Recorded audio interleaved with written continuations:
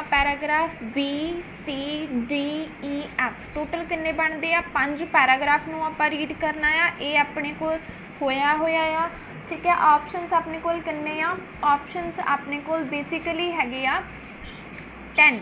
So it मीनस किन्ने ज़्यादा extra है अपने कोल दिते हुए इहदे विच अपने कोल बेसिकली एक्सट्रा किन्ने आ ऑप्शन 5 ऑप्शन अपने कोल एक्सट्रा आ क्योंकि आपां के रीड किन्ने करने आ 5 ही रीड करांगे। एंड इत्थे आपां नूं कोई भी नहीं दिता होया कि तुसी 2 लैटर यूज़ करने आ। ठीक है, कोई नोट नहीं दिता होया you may use any letter more than once कुछ भी ये यूज़ वगैरह नहीं किया होया है। सो हुण आपां की करना आ आपां पैराग्राफ B तो रीड करांगे क्योंकि ये ऑलरेडी होया है एग्जाम्पल दे विच उन्हां ने दिता होया आ।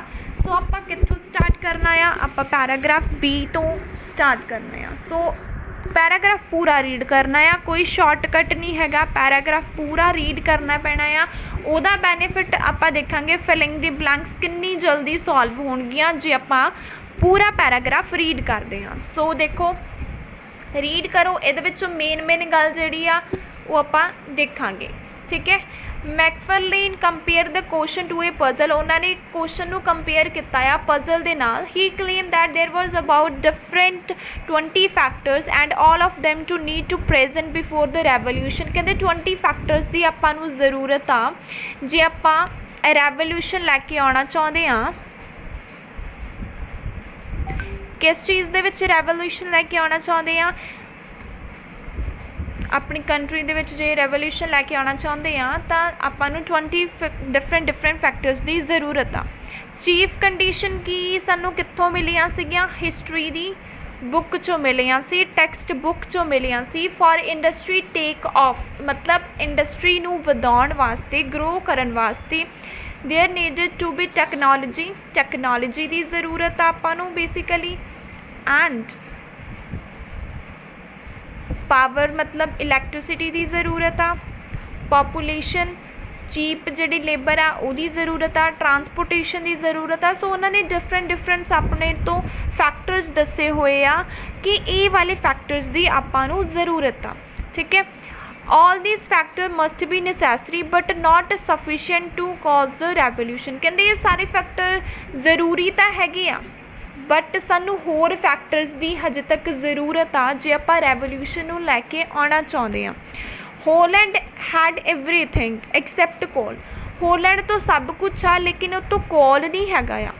While China also had many of these factor, लेकिन उहदे तो चाइना तो भी काफ़ी ज़्यादा फैक्टर्स हैगे आ। सो ओवरऑल पैराग्राफ दे विच आपां नूं की दस्सिया होया आ कि क्वेश्चन पजल नाल कंपेयर कर रहे सी, इन्ने फैक्टर्स की ज़रूरत आ। ठीक है, उन्हां नूं हिस्टरी की टैक्स बुक चों मिले। जे इंडस्ट्री नूं ग्रो करवाना चाहुंदे आ सानूं टैक्नोलॉजी पावर चीप लेबर ये सारिया चीज़ों की ज़रूरत आ। सो सानू दस रहे कि ये चीज़ों की सानू ज़रूरत आ जे आपां रेवोल्यूशन लैके आना चाहुंदे आ। सो हुण आपां उत्थे जाके मैच करते हैं कि किहदे नाल ये प्रॉपर वे दे नाल मैच हो रहा आ। सो देखो किहदे नाल लगदा तुहानूं कि ये चीज़ मैच हो रही आ एंड अपना आंसर टाइप करके ज़रूर दस्सिओ।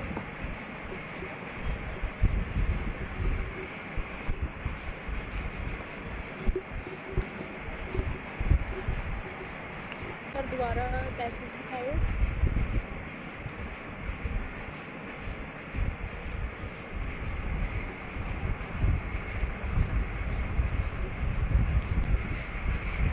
नाइन्थ नहीं लग रहे हैं कंडीशंस।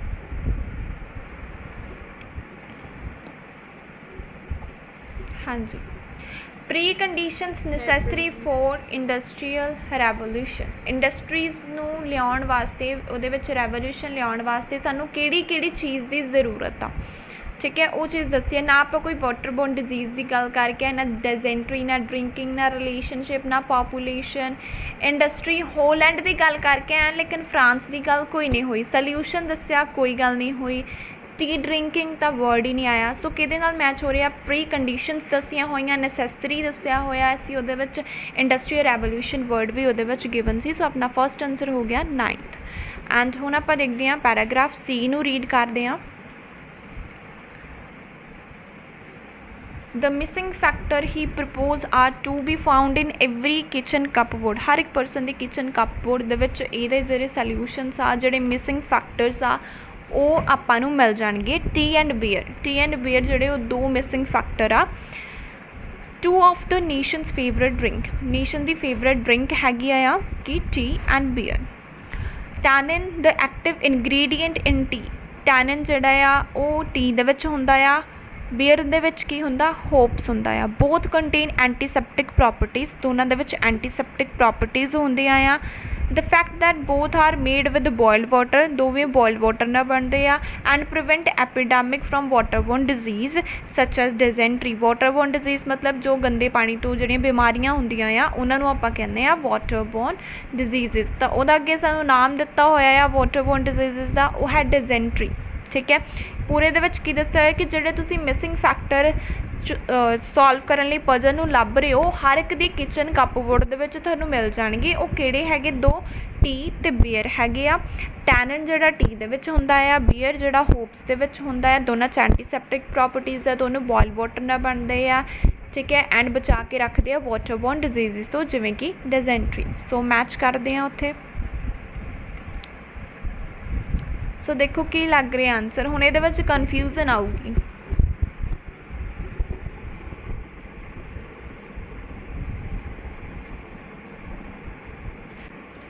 मैम 5 नो,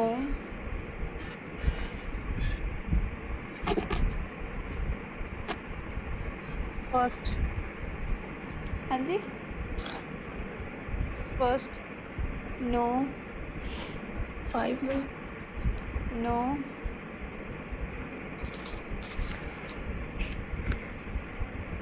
ਇਹਦਾ ਆਨਸਰ ਹੈਗਾ second. Possible solution to the puzzle, ਉਸ ਪਜ਼ਲ ਨੂੰ ਸੋਲਵ ਕਰਨ ਵਾਸਤੇ ਸੋਲਿਊਸ਼ਨ ਦੱਸੇ ਹੋਏ ਆ। ਇੱਥੇ ਇਹਨਾਂ ਨੇ ਕਿਹਾ ਨਹੀਂ ਹੈਗਾ, ਦੇਖੋ ਮਿਸਿੰਗ ਫੈਕਟਰ। ਠੀਕ ਹੈ, ਜਿਹੜੇ ਮਿਸ ਹੈਗੇ ਆ ਫੈਕਟਰਸ ਉਹ ਕਿੱਥੇ ਮਿਲਦੇ ਆ, ਹਰ ਇੱਕ ਦੀ ਕਿਚਨ ਕੱਪਬੋਰਡ ਦੇ ਵਿੱਚ ਮਿਲਦੇ ਆ। ਠੀਕ ਹੈ, ਸੋ ਮਿਸਿੰਗ ਫੈਕਟਰ ਕਿਹਦੇ ਸੀ, ਪਜ਼ਲ ਦੇ। ਉਹਨਾਂ ਨੇ ਕਿਹਾ ਨਹੀਂ ਕਿ ਹਜੇ ਸਾਨੂੰ ਹੋਰ ਦੀ ਜ਼ਰੂਰਤ ਆ, ਪਿੱਛੇ ਕਿਹਾ ਸੀ ਨਾ ਉਹਨਾਂ ਨੇ BP1 ਦੇ ਵਿੱਚ, ਇਹ ਤਾਂ 20 ਤਾਂ ਸਾਨੂੰ ਚਾਹੀਦੇ ਆ ਲੇਕਿਨ ਸਾਨੂੰ ਹੋਰ ਦੀ ਹਜੇ ਜ਼ਰੂਰਤ ਆ। ਸੋ ਕਹਿ ਰਹੇ ਜਿਹੜੇ ਤੁਹਾਨੂੰ ਹੋਰ ਦੀ ਜ਼ਰੂਰਤ ਹੈ ਨਾ ਉਹ ਹਰ ਇੱਕ ਪਰਸਨ ਦੀ ਕਿਚਨ ਕੱਪਬੋਰਡ ਦੇ ਵਿੱਚ ਮਿਲਦੇ ਆ। So possible solution to the puzzle, ਉਸ ਜਿਹੜੀ ਪਜ਼ਲ ਆਪਾਂ BP1 ਦੇ ਵਿੱਚ ਗੱਲ ਕਰਕੇ ਆਏ ਸੀ ਉਹਦੇ ਸੋਲਿਊਸ਼ਨ ਦੀ ਗੱਲ ਕੀਤੀ ਹੋਈ ਆ ਕਿ ਆਹ ਸੋਲਿਊਸ਼ਨ ਆ ਜੇ ਆਪਾਂ ਇਹਨੂੰ ਸੋਲਵ ਕਰਨਾ ਚਾਹੁੰਦੇ ਆ। ਉੱਪਰ ਸਾਨੂੰ ਕਿਹਾ ਸੀਗਾ ਕਿ 20 ਹੈਗੇ ਆ ਅਤੇ ਸਾਨੂੰ ਹੋਰ ਦੀ ਜ਼ਰੂਰਤ ਆ। BP2 ਦੇ ਵਿੱਚ ਕਿਹਾ ਕਿ ਉਸ ਪਜ਼ਲ ਵਾਸਤੇ ਜਿਹੜੇ ਮਿਸਿੰਗ ਫੈਕਟਰ ਆ ਉਹ ਆ ਹੈਗੇ ਆ ਟੀ ਅਤੇ ਬੀਅਰ ਆ। ਜਿਹੜਾ ਟੀ ਹੈ ਉਹਦੇ 'ਚ ਟੈਨਿਨ ਹੁੰਦਾ, ਬੀਅਰ ਦੇ ਵਿੱਚ ਹੋਪਸ ਹੁੰਦਾ, ਐਂਟੀਸੈਪਟਿਕ ਪ੍ਰੋਪਰਟੀਜ਼ ਹੁੰਦੀਆਂ ਆ। ਸੋ ਉਹਨਾਂ ਨੇ ਗੱਲ ਦੱਸੀ ਹੋਈ ਆ। ਸੋ ਦੇਖੋ 5th ਕਿਉਂ ਨਹੀਂ ਆਇਆ, ਉਹਨਾਂ ਨੇ ਇਹ ਗੱਲ ਕੋਈ ਨਹੀਂ ਦੱਸੀ ਕਿ ਜੇ ਉਹ ਪੀਂਦੇ ਆ ਤਾਂ ਉਹ ਬਚ ਜਾਂਦੇ ਆ। ਠੀਕ ਹੈ, ਜੋ ਨਹੀਂ ਪੀਂਦੇ ਤਾਂ ਉਹਨਾਂ ਨੂੰ ਬਿਮਾਰੀਆਂ ਲੱਗਦੀਆਂ। ਰਿਲੇਸ਼ਨਸ਼ਿਪ ਨਹੀਂ ਦੱਸਿਆ ਉਹਨਾਂ ਨੇ ਕਿ ਜੇ ਉਹ ਪੀਂਦੇ ਆ ਤਾਂ ਉਹ ਬਚ ਜਾਂਦੇ ਆ, ਜੇ ਨਹੀਂ ਪੀਂਦੇ ਤਾਂ ਉਹਨਾਂ ਨੂੰ ਬਿਮਾਰੀਆਂ ਲੱਗਦੀਆਂ, ਇਹਦੀ ਕੋਈ ਗੱਲ ਨਹੀਂ ਹੋਈ। And T drinking the important ਇਕੱਲੀ ਉਹਨਾਂ ਦੀ ਟੀ ਨੇ ਨਹੀਂ ਦੱਸੀ, ਨਾਲ ਬੀਅਰ ਦੀ ਵੀ ਦੱਸੀ ਹੋਈ ਆ। ਸੋ ਇਹ ਵੀ ਨਹੀਂ ਆਊਗਾ। ਸੋ ਆਪਣਾ ਨੂੰ ਸੋਲਿਊਸ਼ਨ ਦੱਸੇ ਹੋਏ ਆ। ਉਹਨਾਂ ਨੇ ਕਿਹਾ ਨਾ ਕਿ ਜਿਹੜੇ ਮਿਸਿੰਗ ਫੈਕਟਰ ਆ ਉਸ ਪਜ਼ਲ ਨੂੰ ਸੋਲਵ ਕਰਨ ਵਾਸਤੇ ਜਿਹੜੇ ਮਿਸਿੰਗ ਫੈਕਟਰ ਆ ਉਹ ਟੀ ਅਤੇ ਬੀਅਰ ਆ। ਉੱਪਰ BP1 'ਚ ਕਿਹਾ ਸੀ ਨਾ ਕਿ ਇਹ ਪ੍ਰੋਬਲਮ ਨੂੰ ਸੋਲਵ ਕਰਨਾ, ਇਸ ਪਜ਼ਲ ਨੂੰ ਸੋਲਵ ਕਰਨਾ ਆ। ਸਾਡੇ ਕੋਲ ਜਸਟ 20 ਆ ਬਟ ਸਾਨੂੰ ਹੋਰ ਦੀ ਜ਼ਰੂਰਤ ਹੈ, ਇਹ ਸਫੀਸ਼ੀਐਂਟ ਨਹੀਂ ਹੈਗੇ ਆ, ਹੋਰ ਦੀ ਜ਼ਰੂਰਤ ਆ। ਉਹ ਕਹਿੰਦੇ ਜਿਹੜੇ ਮਿਸਿੰਗ ਫੈਕਟਰ ਆ ਉਹ ਕਿਹੜੇ ਆ, ਟੀ ਅਤੇ ਬੀਅਰ ਆ। ਸੋ ਆਪਣਾ ਆਨਸਰ ਆਊਗਾ ਇਹਦਾ ਸੈਕਿੰਡ। ਹੁਣ ਨੈਕਸਟ ਪੈਰਾਗ੍ਰਾਫ ਡੀ ਨੂੰ ਰੀਡ ਕਰੋ। ਇਸ ਚੀਜ਼ ਦੇ ਵਿੱਚ ਕੀ ਗੱਲ ਕੀਤੀ ਹੋਈ ਆ, ਮੇਨ ਕੱਢਿਆ ਕਰੋ ਕਿ ਮੇਨ ਕਿਸ ਨਾਲ ਰਿਲੇਟਡ ਗੱਲ ਹੋ ਰਹੀ ਆ। ਮੇਨ ਚੀਜ਼ ਕੱਢਿਓ ਕਿ ਮੇਨ ਕਿਸ ਨਾਲ ਰਿਲੇਟਡ ਗੱਲ ਹੋ ਰਹੀ ਆ।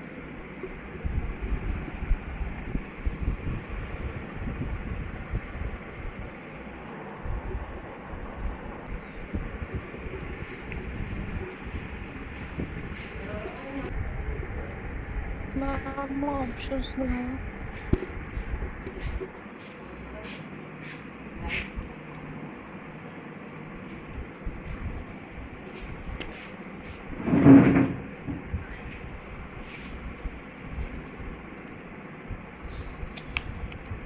फोर्थ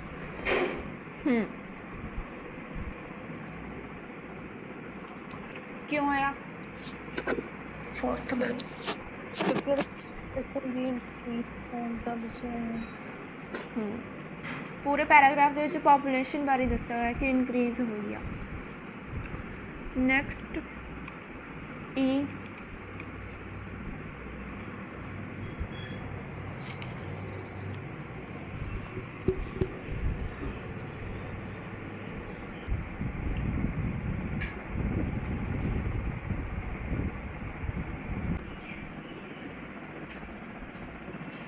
मैम दिखाओ ऑप्शंस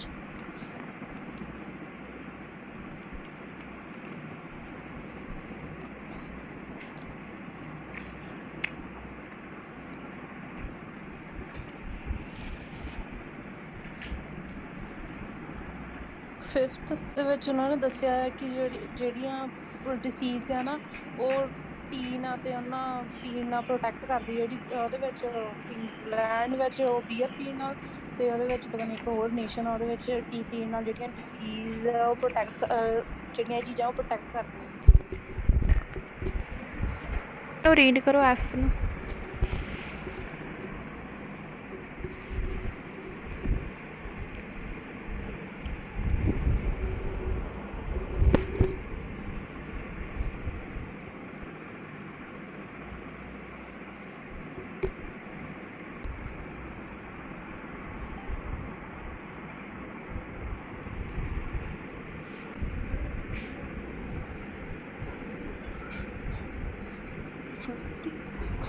फर्स्ट किसने बोला?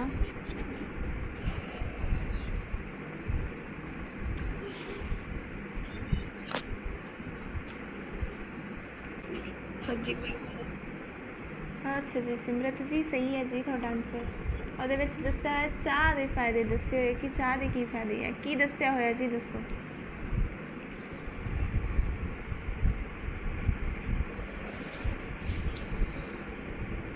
ਹਾਂਜੀ ਸਿਮਰਤ ਜੀ ਕਿਵੇਂ ਆਨਸਰ ਲੱਗਾ? ਮੈਨੂੰ ਇਹ ਤਾਂ ਲੱਗਾ ਜਿਵੇਂ ਟੀ ਜ਼ਿਆਦਾ ਪੀਂਦੇ ਬਾਅਦ ਹੋਰ ਕਿਸੇ ਨੂੰ?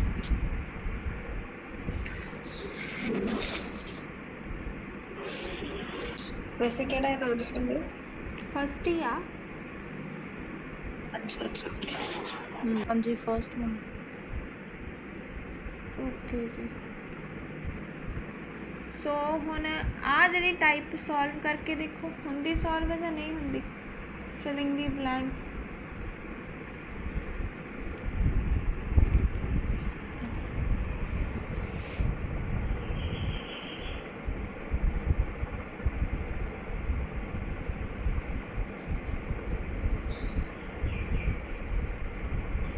मैसेज दिखाऊंगा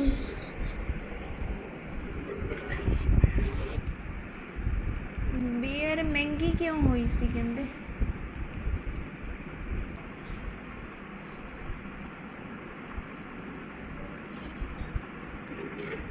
टैक्स वाला टैक्स उन्होंने कहा ना कि टैक्स लग गया फिर लोगों ने पीनी छड़ दी क्योंकि महंगा पै रहा सी काम उन्होंने। नेक्स्ट देखो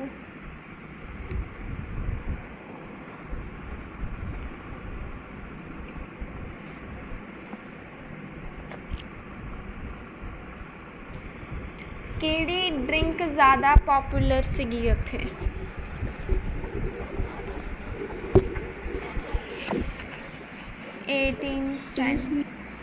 हाँ जी टी सी जी। ਹੁਣ ਜਿੰਨੇ ਵਧੀਆ ਤਰੀਕੇ ਨਾਲ ਪੜ੍ਹਿਆ ਹੋਣਾ ਉਹਨੂੰ ਔਰਲੀ ਸਾਰੇ ਆਨਸਰ ਯਾਦ ਹੋਣਗੇ। ਸੋ ਮਿਡ 18th ਸੈਂਚੁਰੀ ਦੇ ਵਿੱਚ ਅਰਬਨ ਏਰੀਆ ਦੇ ਵਿੱਚ ਡੈਥ ਕਿਉਂ ਹੋ ਰਹੀਆਂ ਸੀ, ਕੀ ਚੀਜ਼ ਕਰਕੇ ਉੱਥੇ ਡੈਥ ਹੋ ਰਹੀਆਂ ਸੀ? ਇੱਕ ਹੀ ਚੀਜ਼ ਸੀ ਜਿਹੜੀ ਮੈਂ ਤੁਹਾਨੂੰ ਦੱਸੀ ਸੀਗੀ।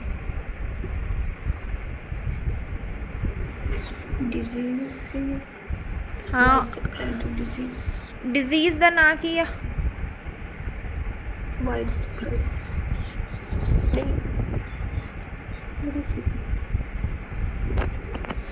ਅੱਛਾ ਮੈਂ ਸ਼ੋ ਕਰਦੀ ਹਾਂ, ਉੱਥੋਂ ਰੀਡ ਕਰਕੇ ਦੇਖੋ ਜੀ।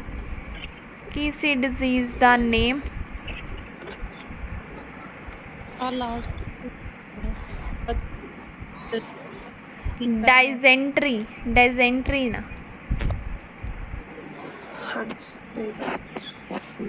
ਹੁਣ ਨੈਕਸਟ ਦੇਖੋ,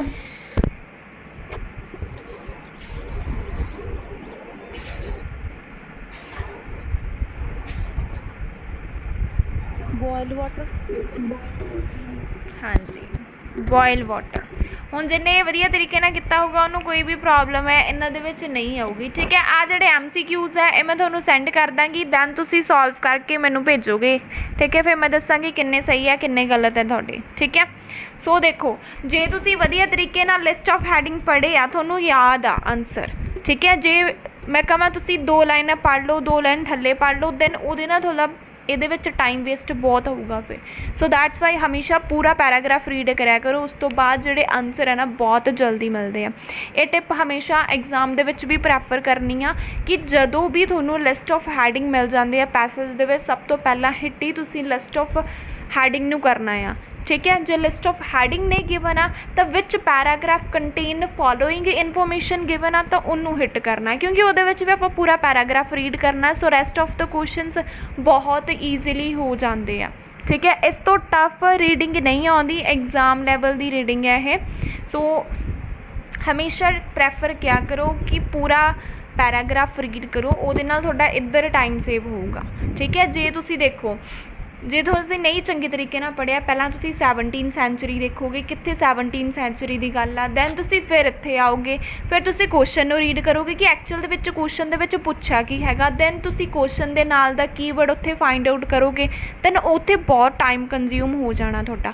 ਫਿਰ ਤਾਂ ਕਰਕੇ ਟਾਈਮ ਮੈਨੇਜ ਨਹੀਂ ਹੁੰਦਾ, ਕਿਉਂਕਿ ਬੱਚੇ ਕੀ ਕਰਦੇ ਆ, ਉਹ ਸਿਰਫ 2 ਲਾਈਨਾਂ ਨੂੰ ਰੀਡ ਕਰਦੇ ਆ, ਉਹ 2 ਲਾਈਨ ਕਰਕੇ ਟਾਈਮ ਖਰਾਬ ਹੁੰਦਾ ਆ, ਉਹ 2 ਲਾਈਨ ਕਰਕੇ ਤੁਹਾਡੀ ਰੀਡਿੰਗ ਕੰਪਲੀਟ ਨਹੀਂ ਹੁੰਦੀ, ਤਾਂ ਕਰਕੇ ਤੁਹਾਡੇ 2 ਪੈਸੇਜ ਹੀ ਕੰਪਲੀਟ ਹੁੰਦੇ ਆ, ਫੁੱਲ ਰੀਡਿੰਗ ਕੰਪਲੀਟ ਨਹੀਂ ਹੁੰਦੀ।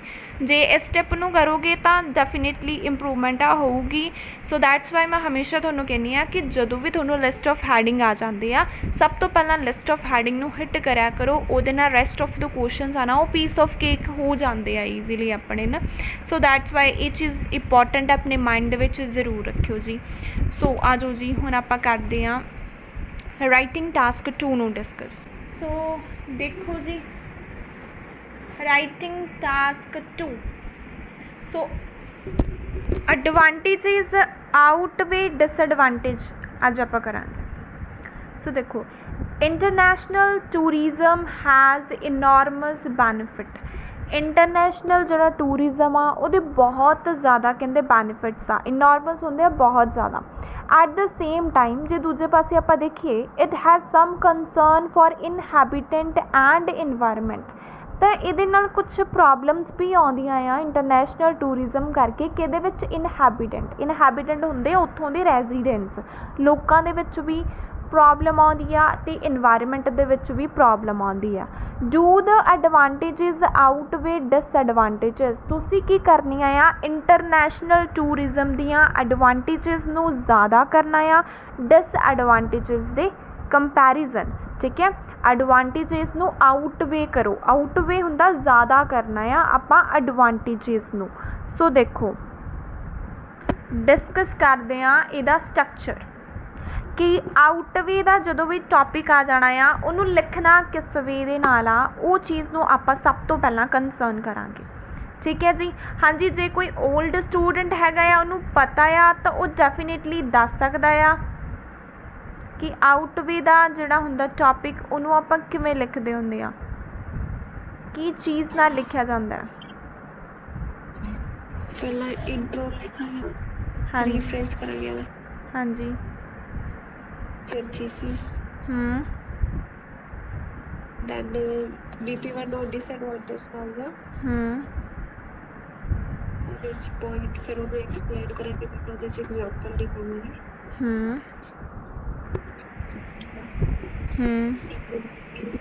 ਐਡਵਾਂਟੇਜ ਦਾ ਉਹਦੇ 'ਚ ਵੀ ਪੁਆਇੰਟ, ਫਿਰ ਐਕਸਪਲੇਨ, ਉਹਦੇ 'ਚ ਐਗਜ਼ਾਮਪਲ ਲਿਖਾਂਗੇ, ਫਿਰ ਰਿਜ਼ਲਟ ਲਾਸਟ 'ਚ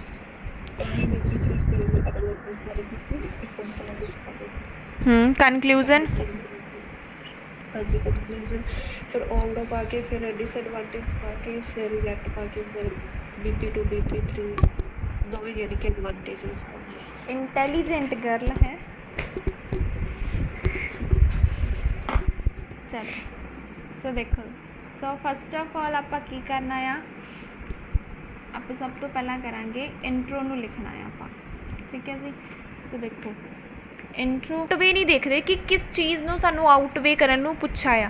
जे उन्होंने क्या डिसएडवांटेजेस नू आउटवे करो तो आप डिसएडवांटेजेस नू ज़्यादा लिखांगे। जे उन्होंने क्या एडवांटेजेस नू आउटवे करो तो आप एडवांटेजेस नू आउटवे करांगे, ठीक है। सो आप दसना आ इंटरनेशनल टूरिज्म की एडवांटेजेस की हैगियां। सो हुण आप स्टार्ट करते हैं ये स्ट्रक्चर तो। सो देखो सब तो पहला आप इंट्रो दे विच लिखनी आ रीफ्रेज, then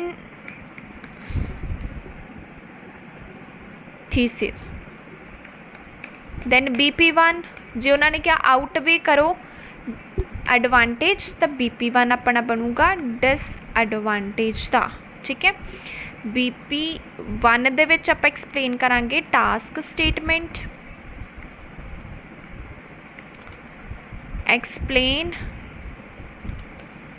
एग्जाम्पल नहीं आनी ये, ठीक है। मैं इतों कट करनी है एग्जाम्पल, ठीक है। एग्जाम्पल ये नहीं आनी आ। दैन उस तो बाद रिजल्ट, दैन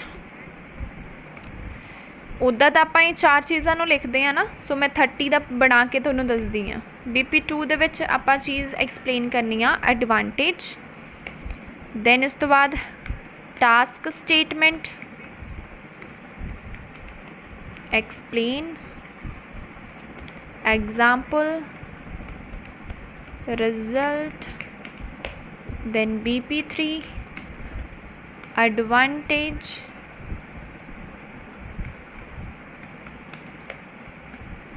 task statement,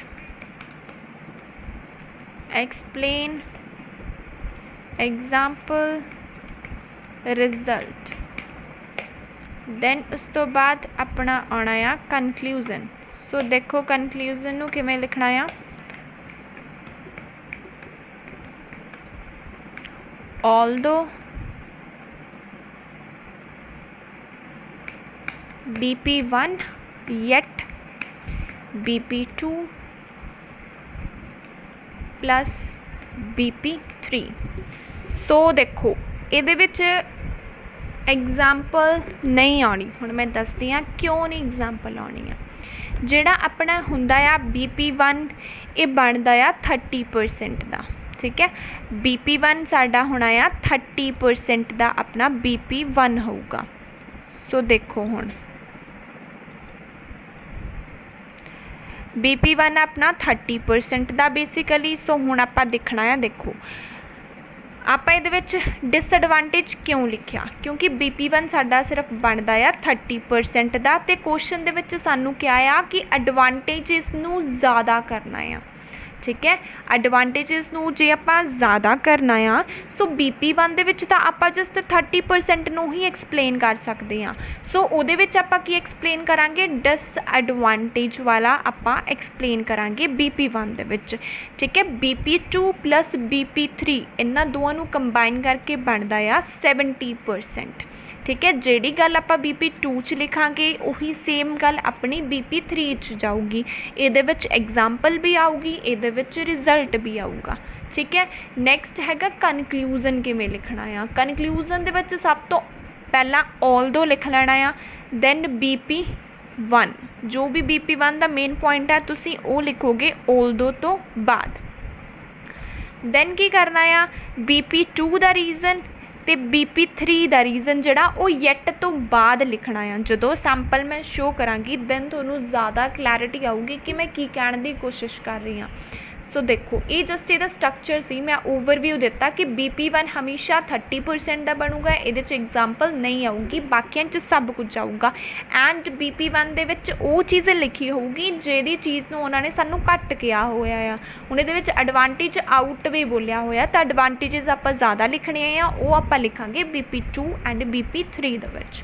सो देखो it is considered by many indigenous that मैं कि गल मन्नी जाती है काफ़ी सारे लोगों द्वारा ग्लोबल ट्रैवलिंग उत्थे सीगा सानू इंटरनेशनल टूरिज्म सो उहदी जगह ते मैं लिखिया global travelling offers plethora of benefits ਉਹਦੇ बहुत ज़्यादा बेनिफिट्स आ ठीक है। ए लाइन का मतलब तो ए लाइन का मतलब बिल्कुल सेम आ मीनिंग दे विच कोई चेंज नहीं आया हैगा ठीक है। ए लाइन का मतलब भी एंड ई दा भी मतलब इक्को आ ठीक है जी मीनिंग च कोई चेंज नहीं आया जस्ट वोकैब नू यूज़ किया होया आ। However other opine that it has put deleterious impact not only on masses but also on atmosphere इत्थे सीगा कि उहदे कंसर्न हुंदे आ इनहैबिटेंट दे उत्ते ते एनवायरनमेंट दे उत्ते। मैं की चीज़ लिखिया कि कुछ लोग सोचते आ ये माड़े प्रभाव डिलीटेरियस हुंदा बैड इंपैक्ट पाउंदा आ किन्हां दे उत्ते मासिस इत्थे आपां नूं इनहैबिटेड सी एनवायरनमेंट की जगह ते एटमोसफेयर लिखिया ठीक है। ये हो गई अपनी रीफ्रेज ठीक है। हुण आपां लिखनी है थीसिस कोई भी आ जाए एक्सटेंट दा थीसिस सेम रहूगी। दिस ऐसे will articulate advantages एक्लिप्स्ड it's ramification इस चीज़ की बनती हुंदी है थीसिस कि एडवांटेजेस नू ज़्यादा करो। मैं कि ये ऐसे एक्सप्लेन करेगा एडवांटेजेस एक्लिप्स्ड होणगियां एक्लिप्स्ड मतलब आउटवे होणगियां ज़्यादा होणगियां रैमिफिकेशनस तो रैमिफिकेशनस होंदियां या डिसएडवांटेज तो एडवांटेजेस ज़्यादा होणगियां डिसएडवांटेजेस नालों ठीक है। ये बनी अपनी इंट्रो जिहदे विच आपां रीफ्रेज भी किया दैन आपां थीसिस भी लिखी हुई आ। सो हुण आपां BP1 नूं लिखना आ। सो आपां इहदे विच एडवांटेजेस दसणियां ज़्यादा सो BP1 अपना डिसएडवांटेज का बनूगा। सो देखो comments with the views of pitfall pitfall मतलब डिसएडवांटेज ते व्यू दे नाल मैं क्या स्टार्ट करदे होए पिटफॉल्स होंदियां disadvantage because international tourism increase the chances of chronic disease ये की होंदा है क्रॉनिक डिजीज़ के चांसिस आ वो एस्केलेट हो जाते हैं मतलब इनक्रीज हो जाते हैं। हुण मैं एक्सप्लेन करना आ कि किवें इनक्रीज होंदे आ इहदे नाल चांसिस डिजीज़ दे ठीक है। एक्सप्लेनेशन दे विच बहुत स्टूडेंट्स नूं प्रॉब्लम आ सो एक्सप्लेनेशन दे विच उस पॉइंट नूं एक्सप्लेन करना आ। सो हुण मैं कहता कि बीमारियां लगियां आ हुण मैं एक्सप्लेन करना कि टूरिज्म करके बीमारियां किवें लगूंगियां। सो देखो owing to traveling के कारण possibilities of disparate sort of frail contamination accelerate traveling के कारण possibility different types ਦੇ ਕਿਹਦੀ फ्रेल contamination मतलब pollution ਦੀ ਕੀ ਹੋ ਜਾਂਦੀ ਹੈ accelerate ਹੁੰਦੀ ਹੈ increase ਹੁੰਦੀ ਹੈ possibility chances ਆ traveling कारण pollution ਦੇ increase ਹੁੰਦੇ ਆ by which percentum of distinct illness increase like asthma ਜਿਹਦੇ ਕਰਕੇ ਕੀ ਹੈ ਚਾਂਸਿਸ ਆ ਬਿਮਾਰੀਆਂ ਦੇ ਵੱਖਰੀਆਂ ਬਿਮਾਰੀਆਂ ਦੇ ਉਹ ਵੀ ਇਨਕਰੀਜ਼ ਹੋਣਗੇ। ਜੇ ਪੋਲਿਊਸ਼ਨ ਹੋਏਗਾ ਤੇ ਬਿਮਾਰੀਆਂ ਤਾਂ ਓਬਵੀਅਸਲੀ ਆ ਕਿ ਲੱਗੂਗੀ ਹੀ ਲੱਗੂਗੀ ਠੀਕ ਹੈ ਜਿਵੇਂ ਕਿ ਅਸਥਮਾ ठीक है। हुण रिजल्ट दिता सीधा एग्जाम्पल नहीं यूज़ की दस it put devastating impact on people's health इतों ये गल प्रूव होंदी आ कि ट्रैवलिंग जिहड़ी आ लोकां दी हैल्थ दे उत्ते डेवस्टेटिंग इंपैक्ट पाउंदी आ डेवस्टेटिंग मतलब बैड इंपैक्ट पाउंदी आ। सो ये बनया BP1 सब तो पहला मैं की किया कि मैं डिसएडवांटेज के पॉइंट ऑफ व्यू के नाल स्टार्ट करती हाँ कि किवें दे नाल बीमारियां लगदियां दैन एक्सप्लेन किया कि दे नाल काफ़ी ज़्यादा पॉल्यूशन वगैरह इनक्रीज हो जाता है जिहदे करके बीमारियां आ ओबवियसली होणगी जिवें कि अस्थमा ठीक है। दैन उस तो बाद कहता रिजल्ट दे विच कि इहदे बहुत माड़े प्रभाव पैंदे आ। सो हुण आपां स्टार्ट करते हैं अपना BP2 जिहदे विच आपां दस्सांगे इस दियां एडवांटेजेस मूविंग टुवर्ड्स मैरिट्स मैं क्या एडवांटेजेस की तरफ मूव करते हुए how it work as a boon for multitudes कि किवें ट्रैवलिंग जिहड़ी आ वो लोकां लई फायदेमंद हैगी आ। The predominant one main reason की हैगा people can get enormous job लोकां नूं काफ़ी ज़्यादा जॉब्स मिल जाणगियां ट्रैवलिंग के कारण। हुण मैं एक्सप्लेन करना कि उन्हां नूं जॉब्स किवें मिलूगियां ट्रैवलिंग कारण to explicate it the connect use किया if foreign travel search just because of this many youngsters can obtain job whether in hotels or any other recreational sector। मैं कि जे फॉरन ट्रैवल इनक्रीज़ होंदा आ इहदे करके की होगा, जिहड़े काफ़ी ज़्यादा जो यंगस्टर है ना ਉਹਨਾਂ ਨੂੰ ਜੋਬ ਮਿਲੂਗੀਆਂ, ਜਿਵੇਂ ਹੋਟਲਸ ਦੇ ਵਿੱਚ ਮਿਲੂਗਾ, ਰੀਕ੍ਰੀਏਸ਼ਨਲ ਸੈਕਟਰਸ ਦੇ ਵਿੱਚ ਉਹਨਾਂ ਨੂੰ ਜੋਬ ਮਿਲੇਗੀ। ਠੀਕ ਹੈ, ਸੋ ਦੇਖੋ ਜੇ ਆਪਾਂ ਉੱਥੇ ਜਾਂਦੇ ਹਾਂ ਹੈ ਨਾ, ਕੋਈ ਵੀ ਕੰਟਰੀ ਦੇ ਵਿੱਚ ਘੁੰਮਣ ਜਾਂਦੇ ਹਾਂ, ਸੋ ਆਪਾਂ ਨੂੰ ਹੋਟਲ ਦੇ ਵਿੱਚ ਰਹਿਣਾ ਆ। ਠੀਕ ਹੈ, ਹੋਟਲਸ ਦੇ ਵਿੱਚ ਸਟਾਫ ਹੋਏਗਾ ਤਾਂ ਫਿਰ ਹੀ ਆਪਾਂ ਉੱਥੇ ਰਵਾਂਗੇ। ਠੀਕ ਹੈ, ਉਹ ਸਟਾਫ ਕਿਸ ਕਰਕੇ ਆਊਗਾ, ਜੇ ਉੱਥੇ ਟੂਰਿਜ਼ਮ ਹੋਊਗਾ। ਠੀਕ ਹੈ, ਹੁਣ ਆਪਾਂ ਉੱਥੇ ਜਾਵਾਂਗੇ ਫਿਰ ਹੀ ਜਿਹੜੇ ਉੱਥੇ ਦੇ ਲੋਕ ਹੋਟਲ ਓਪਨ ਕਰਨਗੇ ਤਾਂ ਉਹ ਡੈਫੀਨੇਟਲੀ ਉੱਥੇ ਸਟਾਫ ਨੂੰ ਵੀ ਰੱਖਣਗੇ, ਜਿਹਦੇ ਕਰਕੇ ਕੀ ਹੋਊਗਾ, ਐਮਪਲੋਇਮੈਂਟ ਜਨਰੇਟ ਹੋਊਗੀ। ਠੀਕ ਹੈ, for example a survey was conducted by Singapore ਦੇ ਵਿੱਚ ਸਰਵੇ ਕੰਡਕਟ ਕੀਤਾ ਸੀ, found that more than a half youth got job due to tourism. ਉਹਨਾਂ ਨੂੰ ਜੋਬ ਮਿਲ ਗਈ ਕਿਹਦੇ ਕਰਕੇ, ਟੂਰਿਜ਼ਮ ਕਰਕੇ। Therefore it proves that it is beneficial for them। So ਇੱਥੋਂ ਇਹ ਗੱਲ ਪ੍ਰੂਫ ਹੁੰਦੀ ਆ ਇਹ ਉਹਨਾਂ ਲਈ ਬਹੁਤ ਹੀ ਜ਼ਿਆਦਾ ਫਾਇਦੇਮੰਦ ਹੈਗੀ ਆ। ਸੋ BP1 ਦੇ ਵਿੱਚ ਆਪਾਂ ਕੀ ਚੀਜ਼ ਨੂੰ ਐਕਸਪਲੇਨ ਕੀਤਾ ਕਿ ਕਿਵੇਂ ਉਹਨਾਂ ਲਈ ਵਰਦਾਨ ਦੀ ਤਰ੍ਹਾਂ ਕੰਮ ਕਰਦੀ ਆ, ਮੈਂ ਕਿ ਉਹਨਾਂ ਨੂੰ ਜੋਬ ਮਿਲਦੀਆਂ। ਫਿਰ ਮੈਂ ਐਕਸਪਲੇਨ ਕੀਤਾ ਕਿ ਜੇ ਫੋਰਨ ਟਰੈਵਲ ਬਣੂਗਾ ਤਾਂ ਉਹਦੇ ਨਾਲ ਕੀ ਹੋਊਗਾ, ਕਾਫੀ ਜ਼ਿਆਦਾ ਜੋ ਯੰਗਸਟਰ ਆ ਉਹਨਾਂ ਨੂੰ ਜੋਬ ਮਿਲੂਗੀ ਹੋਟਲਸ ਦੇ ਵਿੱਚ ਜਾਂ ਕੋਈ ਵੀ ਰੀਕ੍ਰੀਏਸ਼ਨਲ ਸੈਕਟਰਸ ਦੇ ਵਿੱਚ। ਠੀਕ ਹੈ, ਫਿਰ ਸਰਵੇ ਦੱਸਦਾ ਕਿੰਨੇ ਪਰਸੈਂਟ ਯੰਗਸਟਰ ਨੂੰ ਜਿਹੜੀ ਜੋਬ ਆ ਉਹ ਮਿਲੀ ਸੀਗੀ ਟੂਰਿਜ਼ਮ ਕਰਕੇ। ਸੋ ਇਹ ਉਹਨਾਂ ਲਈ ਫਾਇਦੇਮੰਦ ਹੈਗਾ ਆ। BP3 ਦੇ ਵਿੱਚ ਵੀ ਆਪਾਂ ਕਿਸ ਚੀਜ਼ ਨੂੰ ਐਕਸਪਲੇਨ ਕਰਨਾ ਆ, BP3 ਦੇ ਵਿੱਚ ਵੀ ਬੇਸਿਕਲੀ ਆਪਾਂ ਐਕਸਪਲੇਨ ਕਰਾਂਗੇ ਐਡਵਾਂਟੇਜਸ ਨੂੰ। ਫਰਦਰ ਸਟਰੈਂਥਨਿੰਗ ਦ ਵਿਊਜ਼, ਆਪਣੇ ਵਿਊਜ਼ ਨੂੰ ਫਰਦਰ ਸਟਰੈਂਥ ਕਰਦੇ ਹੋਏ, ਮਤਲਬ ਐਕਸਪਲੇਨ ਕਰਦੇ ਹੋਏ। There are multifarious reasons behind the statement। ਇਸ ਸਟੇਟਮੈਂਟ ਦੇ ਪਿੱਛੇ ਬਹੁਤ ਸਾਰੇ ਰੀਜ਼ਨ ਆ। The first and foremost ਜੋ ਮੇਨ ਆ ਅਤੇ ਇੰਪੋਰਟੈਂਟ ਆ, it enhance nation financial stability. ਇਹਦੇ ਨਾਲ ਕੰਟਰੀ ਦੇ ਵਿੱਚ ਪੈਸਾ ਆਉਂਦਾ ਆ। ਹੁਣ ਐਕਸਪਲੇਨ ਕਰਨਾ ਕਿ ਕਿਵੇਂ ਪੈਸਾ ਆਉਂਦਾ ਆ। In other words the connect use ਕੀਤਾ। When tourist explore other nation, ਜਦੋਂ ਇੱਕ ਟੂਰਿਸਟਰ ਐਕਸਪਲੋਰ ਕਰਦਾ ਆ ਦੂਸਰੀ ਕੰਟਰੀ ਨੂੰ, they devote chunk amount of money either entertainment or nourishment areas. ਉਹ ਨਰਿਸ਼ਮੈਂਟ ਦੇ ਉੱਤੇ ਅਤੇ ਐਂਟਰਟੇਨਮੈਂਟ ਏਰੀਆਜ਼ ਦੇ ਉੱਤੇ ਪੈਸਾ ਡਿਵੋਟ ਕਰਦਾ, ਸਪੈਂਡ ਕਰਦਾ ਆ। Which policy maker can utilise to ameliorate financial condition of a country by developing infrastructure along with on environment. ਸੋ ਮੈਂ ਕੀ ਕਿਹਾ ਕਿ ਉਹ ਜਿਹੜਾ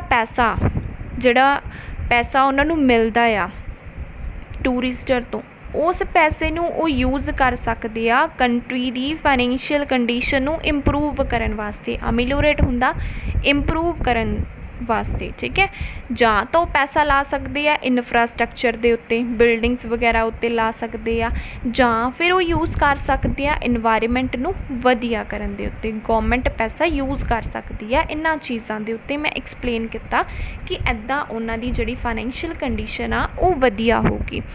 then example for instance it was a headline in the newspaper ਦੇ ਵਿੱਚ ਹੈਡਲਾਈਨ ਸੀਗੀ ਇਹ, ਰਿਵੀਲ ਦੈਟ 10 ਵਿੱਚੋਂ ਜਿਹੜੇ 7 ਕੰਟਰੀਜ਼ ਸੀਗੀਆਂ, monetary aspect had improved just because of world wide tour. ਉਹਨਾਂ ਦੀ ਜਿਹੜੀ ਫਾਈਨੈਂਸ਼ੀਅਲ ਕੰਡੀਸ਼ਨ ਹੈ ਨਾ ਉਹ ਇੰਪਰੂਵ ਹੋ ਗਈ। ਕਿਉਂ, ਕਿਹਦੇ ਕਰਕੇ ਹੋਈ, ਵਰਲਡ ਵਾਈਡ ਟੂਰ ਕਰਕੇ, ਇੰਟਰਨੈਸ਼ਨਲ ਟੂਰਿਜ਼ਮ ਕਰਕੇ ਉਹਨਾਂ ਦੀ ਕੰਟਰੀ ਦੇ ਵਿੱਚ ਪੈਸਾ ਆਉਣਾ ਸ਼ੁਰੂ ਹੋ ਗਿਆ। ਜੋ ਵੀ ਪ੍ਰੋਬਲਮ ਸੀਗੀ ਰਿਲੇਟਡ ਟੂ ਮੋਨੇਟਰੀ, ਮਤਲਬ ਪੈਸੇ ਨਾਲ ਰਿਲੇਟਡ, ਉਹ ਸਾਰੀ ਖਤਮ ਹੋ ਗਈ ਜਦੋਂ ਉੱਥੇ ਟੂਰਿਜ਼ਮ ਆ ਗਿਆ। As a result it is worthwhile for development of a kingdom. ਇੱਕ ਕੰਟਰੀ ਦੀ ਡਿਵੈਲਪਮੈਂਟ ਵਾਸਤੇ ਟੂਰਿਜ਼ਮ ਬਹੁਤ ਹੀ ਜ਼ਿਆਦਾ ਫਾਇਦੇਮੰਦ ਹੈਗਾ। ਵਰਥਵਾਈਲ ਹੁੰਦਾ ਆ ਫਾਇਦੇਮੰਦ। ਸੋ BP2 ਦੇ ਵਿੱਚ ਜਸਟ ਮੈਂ ਕਿਹਾ ਸੀਗਾ ਕਿ ਉਹਨਾਂ ਦੀ ਕੰਟਰੀ ਦੀ ਫਾਈਨੈਂਸ਼ੀਅਲ ਕੰਡੀਸ਼ਨ ਇੰਪਰੂਵ ਹੁੰਦੀ ਆ। ਦੈਨ ਉਸ ਚੀਜ਼ ਨੂੰ ਐਕਸਪਲੇਨ ਕੀਤਾ ਕਿ ਕਿਵੇਂ ਫਾਈਨੈਂਸ਼ੀਅਲ ਕੰਡੀਸ਼ਨ ਜਿਹੜੀ ਇੰਪਰੂਵ ਹੁੰਦੇ ਆ ठीक है। दैन मैं क्या कि ਜਿਹੜੇ ਟੂਰਿਸਟਰ ਆ ਉਹ ਕਾਫੀ ਜ਼ਿਆਦਾ ਪੈਸਾ ਸਪੈਂਡ ਕਰਦੇ ਆ ਐਂਟਰਟੇਨਮੈਂਟ ਦੇ ਉੱਤੇ, ਨਰਿਸ਼ ਕਰਨ ਵਾਸਤੇ। ਉਹ ਪੈਸਾ ਗੌਰਮੈਂਟ ਯੂਜ਼ ਕਰ ਸਕਦੀ ਆ, ਇਨਫਰਾਸਟਰਕਚਰ ਬਣਾ ਸਕਦੀ ਆ, ਇਨਵਾਇਰਮੈਂਟ ਨੂੰ ਵਧੀਆ ਕਰਨ ਦੇ ਵਿੱਚ ਯੂਜ਼ ਕਰ ਸਕਦੀ ਆ। ਦੈਨ ਉਸ ਤੋਂ ਬਾਅਦ ਮੈਂ ਕਿਹਾ ਕਿ ਇੰਨੀ ਕੰਟਰੀਜ਼ ਦੀ ਜੋ ਮੋਨੀਟਰੀ ਪ੍ਰੋਬਲਮ ਸੀ ਉਹ ਸੋਲਵ ਹੋਊਗੀ ਕਿਹਦੇ ਕਰਕੇ? ਇੰਟਰਨੈਸ਼ਨਲ ਟੂਰਿਜ਼ਮ ਕਰਕੇ। ਇੱਥੋਂ ਇਹ ਗੱਲ ਪ੍ਰੂਵ ਹੁੰਦੀ ਕਿ ਟੂਰਿਜ਼ਮ ਜਿਹੜਾ ਆ ਉਹਨਾਂ ਲਈ ਬਹੁਤ ਹੀ ਜ਼ਿਆਦਾ ਫਾਇਦੇਮੰਦ ਹੈਗਾ ਆ। ਸੋ ਹੁਣ ਆਪਾਂ ਸਟਾਰਟ ਕਰਦੇ ਹਾਂ ਕਨਕਲੂਜ਼ਨ ਨੂੰ। To conclude it, although it surge the risk of pollution as well as fatal diseases, ਇਸ ਚੀਜ਼ ਦੀ ਗੱਲ ਆਪਾਂ BP1 ਦੇ ਵਿੱਚ ਕਰਕੇ ਆਏ ਸੀ। ਮੈਂ ਕਿਹਾ ਚਾਹੇ ਟੂਰਿਜ਼ਮ ਪੋਲਿਊਸ਼ਨ ਨੂੰ ਇਨਕਰੀਜ਼ ਕਰਦਾ ਆ ਜਾਂ ਫਿਰ ਫੈਟਲ ਡਿਜ਼ੀਜ਼ਸ, ਕਰੋਨਿਕ ਡਿਜ਼ੀਜ਼, ਭਿਆਨਕ ਬਿਮਾਰੀਆਂ ਦੇ ਚਾਂਸਿਸ ਨੂੰ ਸਰਜ ਹੁੰਦਾ ਇਨਕਰੀਜ਼ ਕਰਦਾ ਆ। ਯੈਟ ਆਈ ਬਲੀਵ ਦੈਟ, ਲੇਕਿਨ ਫਿਰ ਵੀ ਮੈਨੂੰ ਇਹ ਚੀਜ਼ ਲੱਗਦੀ ਆ it is beneficial to eradicate employment and money crisis. ਇਹ ਚੀਜ਼ ਫਾਇਦੇਮੰਦ ਹੈਗੀ ਆ। ਕਿਹਦੇ ਵਾਸਤੇ ਫਾਇਦੇਮੰਦ ਆ? ਇੱਕ ਅਨਇੰਪਲੋਇਮੈਂਟ ਨੂੰ ਖ਼ਤਮ ਕਰਨ ਵਾਸਤੇ। ਅਨਇੰਪਲੋਇਮੈਂਟ ਦੀ ਗੱਲ ਕਿਹਦੇ ਵਿੱਚ ਕਹੀ ਆ? BP2 ਦੇ ਵਿੱਚ ਕਹੀ ਆ। ਮਨੀ ਕ੍ਰਾਈਸਿਸ, ਮਨੀ ਨਾਲ ਰਿਲੇਟਡ ਆਪਾਂ BP3 ਦੇ ਵਿੱਚ ਕਹੀ ਆ। ਸੋ ਆਲਦੋ ਤੋਂ ਬਾਅਦ ਜਿਹੜੇ ਮੈਂ BP1 ਦੇ ਵਿੱਚ ਪੁਆਇੰਟ ਲਿਖੇ ਸੀ ਪੋਲਿਊਸ਼ਨ ਅਤੇ ਬਿਮਾਰੀਆਂ ਲੱਗਣਗੀਆਂ, ਯੈਟ ਤੋਂ ਬਾਅਦ BP2 ਅਤੇ BP3 ਦੇ ਵਿੱਚ ਜਿਹੜੇ ਪੁਆਇੰਟਸ ਲਿਖੇ ਸੀ ਉਹੀ ਐਕਸਪਲੇਨ ਕੀਤੇ ਆ। ਅਨਇੰਪਲੋਇਮੈਂਟ BP2 ਐਂਡ ਮਨੀ ਨਾਲ ਰਿਲੇਟਡ ਜਿਹੜੀ ਸੀ ਉਹ BP3 ਦੇ ਵਿੱਚ ਕੀਤੇ ਆ। ਹਾਂਜੀ, ਜੇ ਕੋਈ ਵੀ ਪ੍ਰੋਬਲਮ ਹੈ ਰਿਲੇਟਡ ਟੂ ਰਾਈਟਿੰਗ ਟਾਸਕ 2 ਤਾਂ ਤੁਸੀਂ ਪੁੱਛ ਸਕਦੇ ਹੋ। ਐਨੀ ਪ੍ਰੋਬਲਮ? ਹਾਂਜੀ, ਹੈ ਕੋਈ issue? Ma'am repeat explain question. Question ਹੈਗਾ ਕਿ ਜਿਹੜਾ ਆਪਣਾ ਟੂਰਿਜ਼ਮ ਆ ਉਹਦੇ ਬਹੁਤ ਜ਼ਿਆਦਾ ਬੈਨੀਫਿਟਸ ਹੈਗੇ ਆ। ਟੂਰਿਜ਼ਮ ਦੇ ਬਹੁਤ ਜ਼ਿਆਦਾ ਬੈਨੀਫਿਟ ਹੈਗੇ ਆ, ਲੇਕਿਨ ਫਿਰ ਵੀ ਕੁਛ ਲੋਕ ਕਹਿੰਦੇ ਆ ਕਿ ਇਹਦੇ ਮਾੜੇ ਪ੍ਰਭਾਵ ਪੈਂਦੇ ਆ ਲੋਕਾਂ ਦੇ ਉੱਤੇ, ਇਨਵਾਇਰਮੈਂਟ ਦੇ ਉੱਤੇ। ਐਡਵਾਂਟੇਜਿਸ ਆਊਟਵੇ ਕਰੋ ਡਿਸਐਡਵਾਂਟੇਜਿਸ ਨਾਲੋਂ। ਇੰਟਰਨੈਸ਼ਨਲ ਟੂਰਿਜ਼ਮ ਦੀ ਐਡਵਾਂਟੇਜਿਸ ਜ਼ਿਆਦਾ ਕਰੋ ਇਹਦੀ ਡਿਸਐਡਵਾਂਟੇਜ ਨਾਲੋਂ। ਸੋ ਐਡਵਾਂਟੇਜ ਦੇ ਵਿੱਚ ਆਪਾਂ ਦੱਸ ਦਿੱਤਾ ਅਨਇੰਪਲੋਇਮੈਂਟ ਖਤਮ ਹੋ ਜਾਂਦੀ ਆ ਅਤੇ ਮਨੀ ਨਾਲ ਰਿਲੇਟਡ ਪ੍ਰੋਬਲਮ ਖਤਮ ਹੋ ਜਾਂਦੀਆਂ ਆ। ਡਿਸਐਡਵਾਂਟੇਜ ਦੇ ਵਿੱਚ ਕੀ ਕਿਹਾ? ਪੋਲਿਊਸ਼ਨ ਵਗੈਰਾ ਆਉਂਦੀਆਂ ਆ, ਬਿਮਾਰੀਆਂ ਜਿਹੜੀਆਂ ਉਹਨਾਂ ਨੂੰ ਲੱਗਦੀਆਂ ਆ। ਹਾਂਜੀ, ਹੈ ਕੋਈ ਪ੍ਰੋਬਲਮ ਜੀ ਹੋਰ ਕਿਸੇ ਨੂੰ?